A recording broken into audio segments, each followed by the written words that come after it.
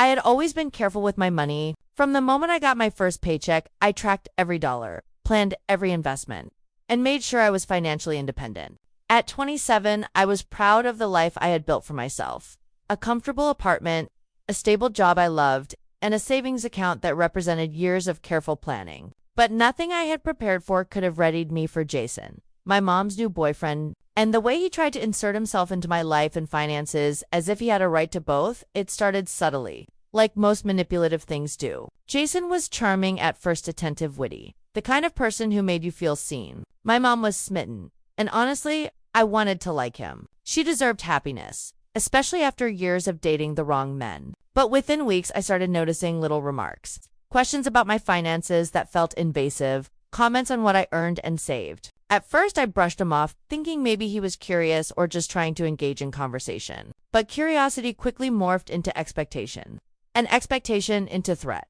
The first time he made it explicit, I remember the moment vividly. My mom had stepped out to run errands, leaving us alone in the living room. Jason leaned back in his chair, fingers drumming on the armrest, eyes fixed on me in a way that made my skin crawl. "Emily," he said slowly, "you've worked hard for that money, right? Smart girl. All those savings. I can tell. But don't you think it would make sense to, share it with family? Or at least someone who's looking out for you?" I froze, unsure whether to laugh at the absurdity or demand that he leave immediately. "Share it? Jason, that's my money. I earned it," I said cautiously, trying to mask the rising panic in my chest. His lips curved into a smile, slow and unsettling. I know, but think about it. You'd be protecting yourself if something ever happened. You'd be covered if I needed to intervene. And honestly, it would make life easier for everyone. Don't you want things to be easy?" Something in the way he said it, like he was presenting a harmless option while hinting at consequences, set off alarm bells.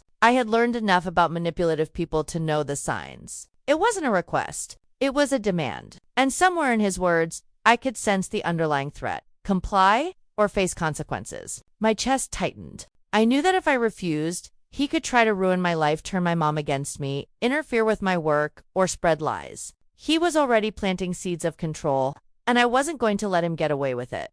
Over the next few days, his behavior escalated. He would casually mention my apartment, my job, or my investments, always framed as advice or concern. But I could see the underlying menace. One evening, as my mom cooked dinner, he said, "Emily, don't be offended, but I just want to make sure you're not leaving anything to chance.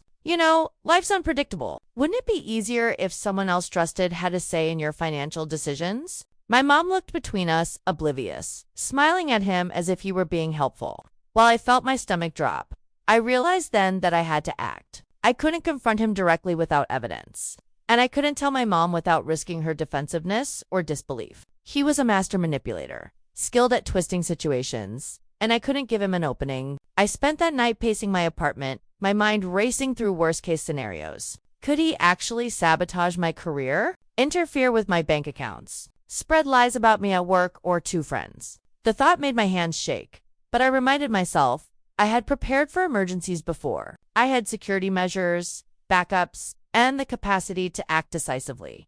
I started documenting everything. Every conversation, every veiled threat, every comment about my finances went into a secure folder on my encrypted laptop. I wrote dates, times, and the exact words he used, capturing as much detail as possible. It felt meticulous, exhausting, but necessary. I had learned that manipulative people thrive in ambiguity, in unrecorded words, in the shadows of doubt. If I wanted to protect myself, I had to shine a light on everything he did.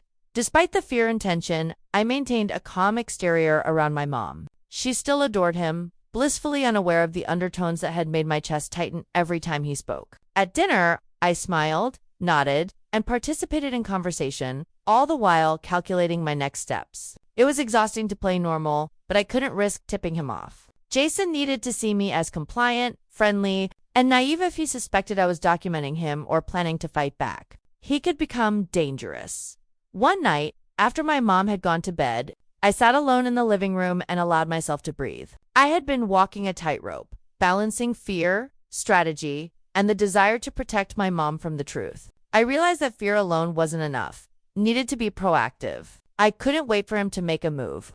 I had to anticipate it. My finances were at stake. Yes, but so was my sense of agency. I wasn't going to let someone strong-arm me into surrendering control of my life. The first explicit threat came not long after. Jason cornered me in the kitchen, his expression almost casual, but his tone was cold and measured. "Emily, I've been patient, but I think you're making a mistake. I could make things difficult for you. Your job, your reputation, your relationship with your mother. It would be so easy. You wouldn't even see it coming." My hands clenched at my sides. He was no longer insinuating, he was threatening, and there was no mistaking it. He expected me to comply out of fear. I looked him in the eye and said nothing, because I didn't have to. My silence was my weapon. I had already decided I wouldn't give him anything, but I also knew that to act safely, I needed to be strategic. I spent the rest of the night planning, documenting threats, securing my accounts, and researching legal options. I realized I couldn't just wait for him to act. I had to prepare to strike back in a way that would protect me and neutralize his leverage. By the end of that week, I had everything in place. Bank statements secured, recordings of his threats saved, and a legal consultation scheduled. I felt a mixture of fear, anticipation, and determination. Jason had underestimated me, thinking that intimidation and charm would coerce me into handing over money I had earned through years of hard work. But he didn't know me or the lengths I was willing to go to protect myself. And for the first time since this nightmare began, I felt the stirrings of power, the knowledge that I could fight back and win. The days after Jason's threat were some of the most stressful I'd ever experienced. I went through my normal routine, but everything felt heavier. Every interaction with him loaded with tension I couldn't escape. He didn't overtly demand money every hour, but the way he glanced at my bank statements on my mom's table, the comments about being careful or protecting what I worked for, were constant reminders that he thought he had power over me. I felt trapped, furious, and deeply violated all at once. The worst part was that my mom remained oblivious, smiling and chatting with him, completely unaware of the undercurrent of control he was exerting over me. I spent hours pacing my apartment, brainstorming how to handle him. My first instinct was to confront him directly, to tell him he had no right and that if he ever threatened me again, I would take legal action. But I knew from experience with manipulative people that direct confrontation without proof could backfire. He would deny, twist the situation, and make my mom doubt me. I needed evidence, concrete proof, something irrefutable. I couldn't let my emotions guide me. I had to act like a strategist, planning every step with precision, so I began documenting everything meticulously.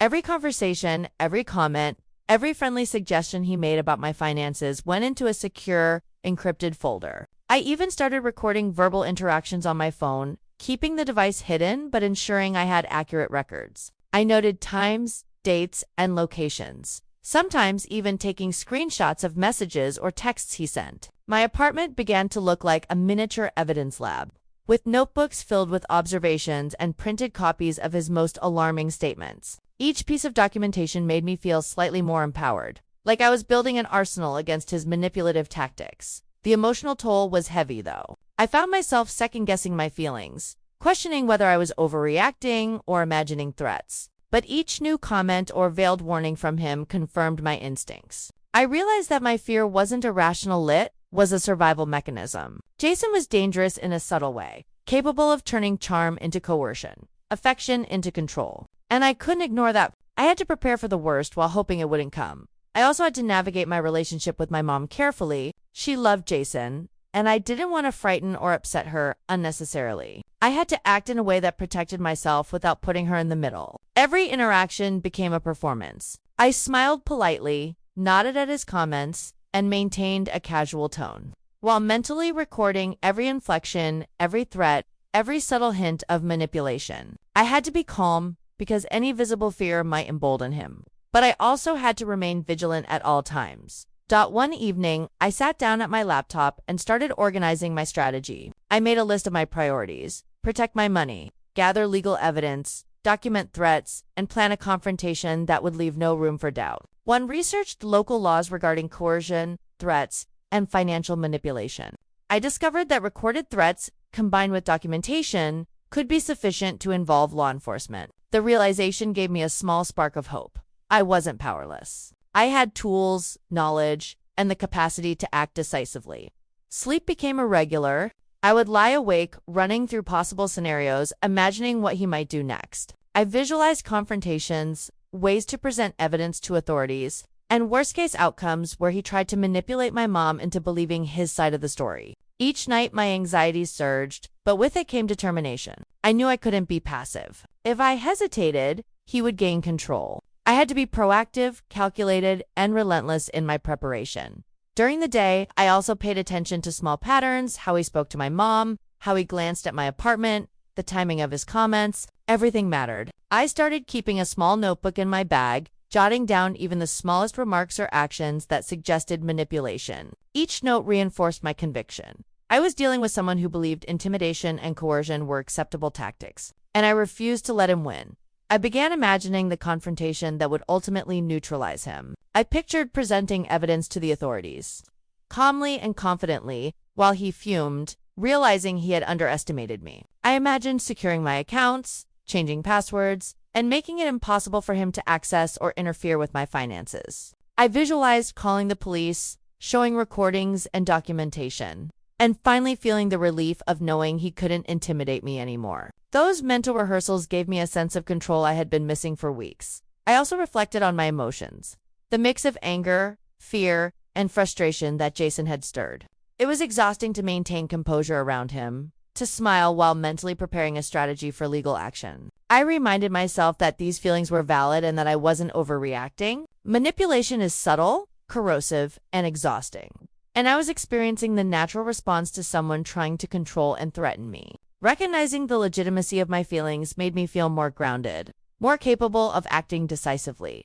By the end of the week, I had created a detailed plan. Step 1. Gather incontrovertible evidence of threats and coercion. Step 2. Secure all financial accounts with two-factor authentication and backup measures. Step 3. Confront him indirectly through legal channels, ensuring my mom remains safe and uninvolved as much as possible. Step 4. Involve law enforcement if necessary, presenting evidence calmly and clearly to ensure accountability. The plan was meticulous, leaving nothing to chance. Sitting in my apartment, reviewing the plan for the 100th time, I realized something important. I wasn't just preparing to fight Jason, I was preparing to assert my independence, protect my autonomy, and reclaim control over my life. The fear and anxiety were still there, lingering in the pit of my stomach, but they were accompanied by determination, clarity, and empowerment.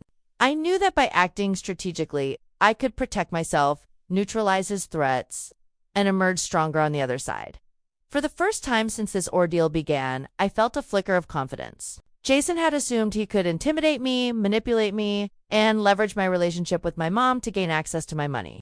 But I wasn't a passive target. I had prepared, documented, and planned, and soon he would learn that the person he underestimated was ready to fight back and win. I knew the moment had come when I could no longer simply document and prepare. I had to confront Jason, but on my own terms. I waited until my mom was at work, then called him over under the guise of a casual chat. My heart thumped in my chest as he arrived, smiling that irritatingly confident smile, unaware that I was ready for him. As he stepped into the apartment, I greeted him calmly, masking the storm of nerves and anticipation swirling inside me. I needed him to think I was composed, in control, and unsuspecting. He leaned against the kitchen counter, arms crossed. "Emily, you look serious. What's this about?" His tone was casual, almost teasing, but I could see the flicker of curiosity, suspicion even, in his eyes. I gestured toward the living room, where we could sit and speak privately. "Jason, we need to talk," I said evenly, keeping my voice calm and measured. "About the comments you've made regarding my finances and the threats you've implied. I want clarity, and I want boundaries." His expression darkened slightly, a shadow crossing his face. "Threats? I think you're overreacting. I was just offering advice. Looking out for you, your mom, everyone involved." His smile flickered, trying to mask the tension. I shook my head, refusing to rise to his deflection. "No, Jason, these weren't suggestions or advice. You've been coercive, making it clear that if I didn't comply with your demands, you'd interfere in my life, my career, and my relationship with my mom. That is a threat, and I will not tolerate it." He leaned back, trying to regain control of the conversation, but I had anticipated this tactic. Manipulators always try to twist words to deflect accountability. I kept my eyes locked on his, voice steady. "I've documented everything. Every conversation, every message, every veiled warning. I have recordings, written notes. I know exactly what you've said and done. And I want you to understand that any attempt to manipulate or coerce me further will have consequences. His face hardened, jaw tightening, and I felt the tension escalate. Consequences? Emily, you're blowing this out of proportion. I'm your mom's boyfriend. I care about both of you. I was just trying to help you see things clearly. The charm, the fake concern, it was all there. But I saw through it. I could almost laugh at how obvious it was if the fear and anger didn't still twist my stomach. Helping, I repeated, voice sharp. By threatening me to hand over my money. By insinuating that my career and life could be ruined if I didn't comply. That's not help, Jason. That's coercion.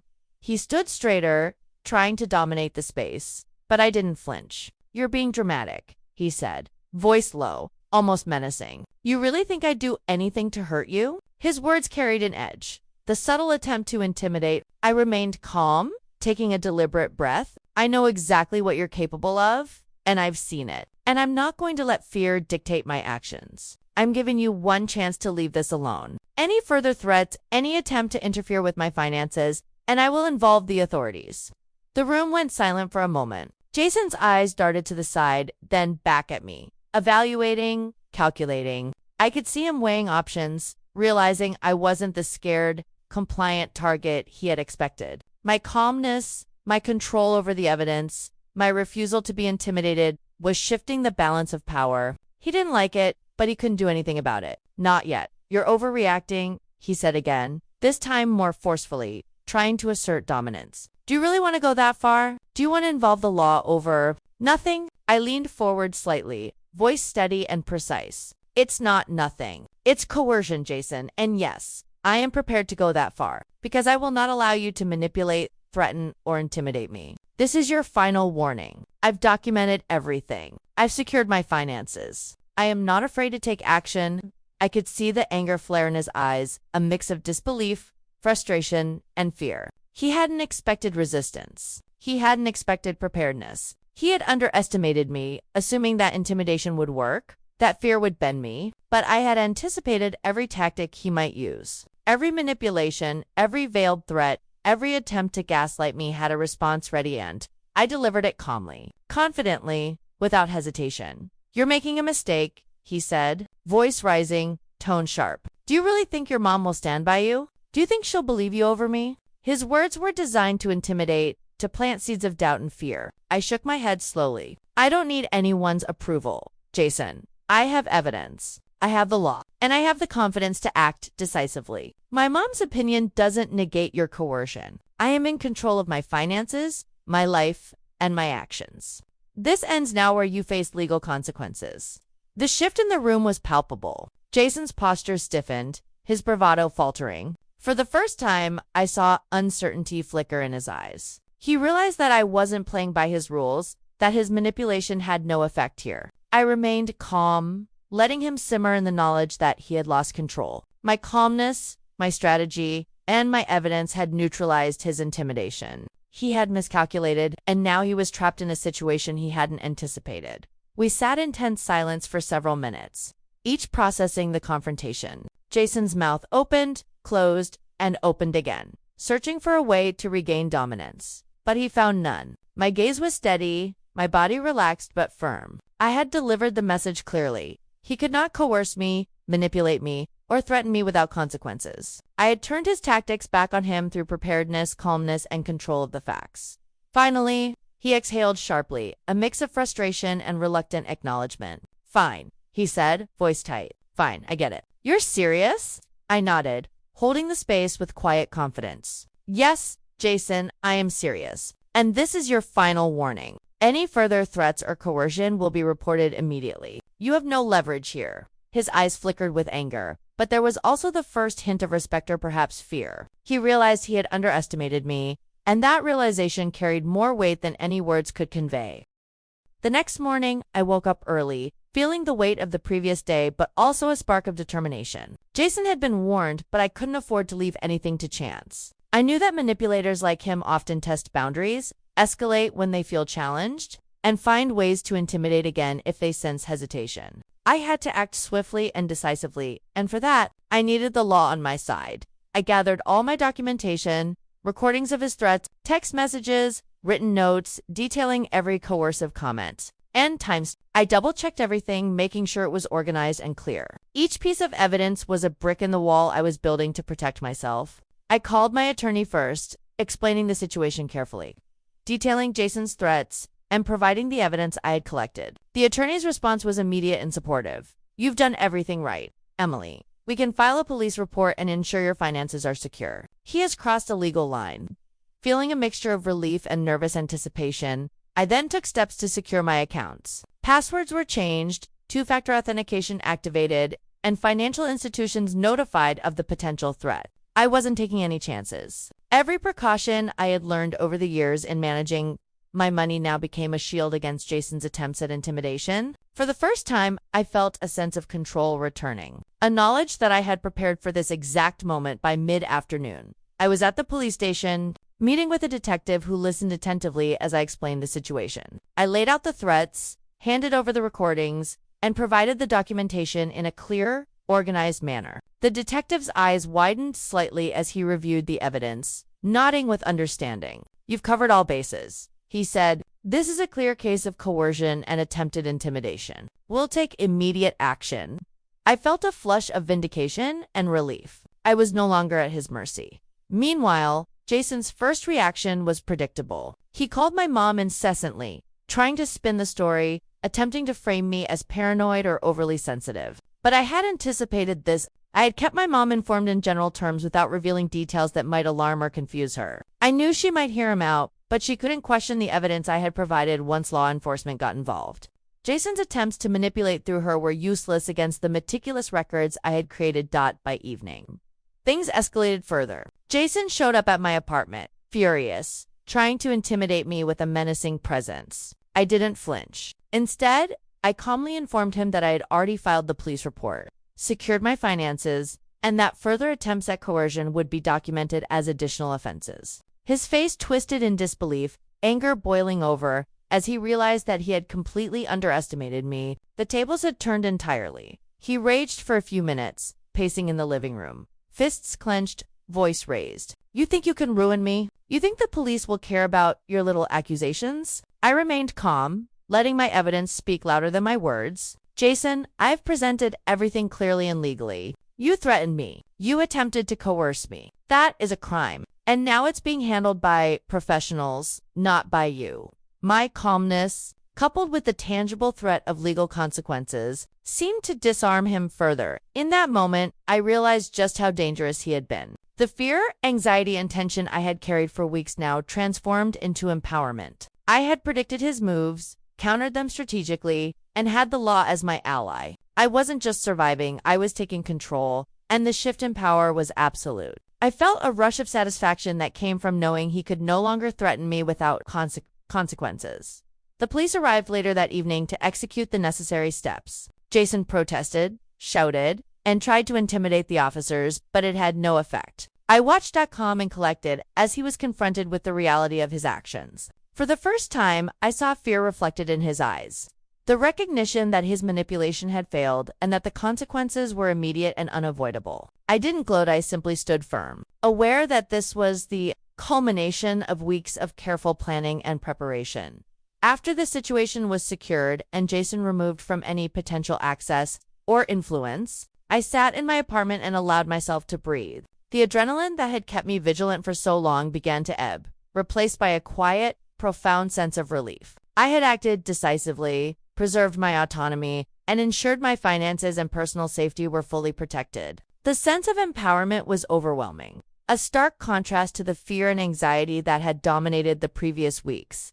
I reflected on the ordeal with clarity. Jason had tried to use fear, manipulation, and threats to gain control over my life, assuming that intimidation would work because I cared about my mom. But I had anticipated every tactic, documented every action, and acted decisively. I realized that true empowerment comes from preparation, knowledge, and the courage to act even when fear is present. I had not only protected myself but also sent a clear message that coercion would not work on me. That night, I spoke with my mom, carefully explaining the situation in a way she could understand without overwhelming her. She was shocked, horrified at his behavior, but ultimately grateful that I had acted to protect both myself and her. I could see her perspective shifting as she realized that she had been blind to his manipulation. The relief on her face reinforced that my actions were not only justified but necessary. By the end of the week, Jason was officially arrested. Legal proceedings were underway, and I had taken all steps to ensure he could no longer interfere in my life.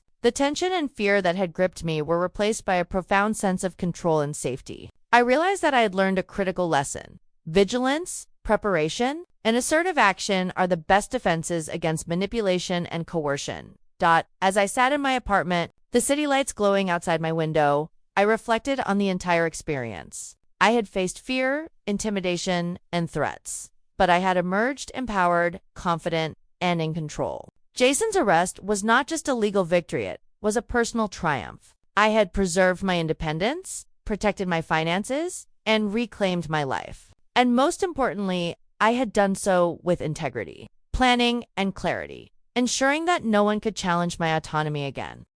After Jason was arrested, a strange mix of relief and exhaustion settled over me. The tension that had dominated my life for weeks lifted, replaced by a quiet clarity I hadn't realized I'd been missing. I could finally breathe, knowing that the threat that had haunted my days and invaded my thoughts was no longer present. It was surreal to think that a person who had loomed so large in my stress and anxiety could be removed so completely, leaving space for me to reclaim not just my finances, but my life.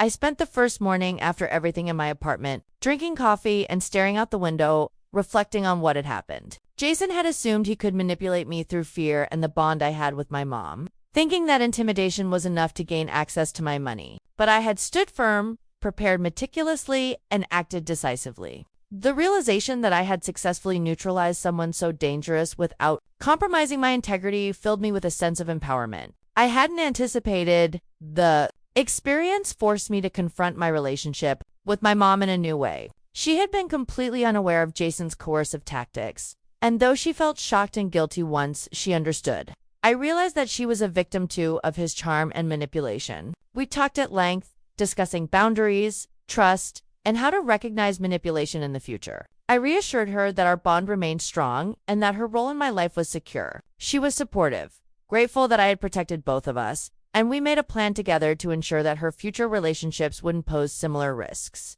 Emotionally, the ordeal left me stronger. I had learned the importance of assertiveness and the value of preparedness. Fear had been a constant companion, but so had determination. I realized that empowerment doesn't mean the absence of fear, it means acting decisively in spite of it. I could feel the change in myself, a deeper confidence in my ability to protect my life, my finances, and my autonomy. I had faced a real threat, and I had come out on the other side stronger and wiser. I also allowed myself to reflect on my boundaries in a broader sense. Jason had been trying to cross every line, testing limits, and exploiting the trust inherent in family relationships. I realized that boundaries are not just suggestions, they are essential to preserving autonomy, safety, and emotional well-being. I set clear rules for interactions going forward, including limiting contact with anyone who demonstrated manipulative tendencies, and communicating openly with my mom about expectations and limits in her relationships.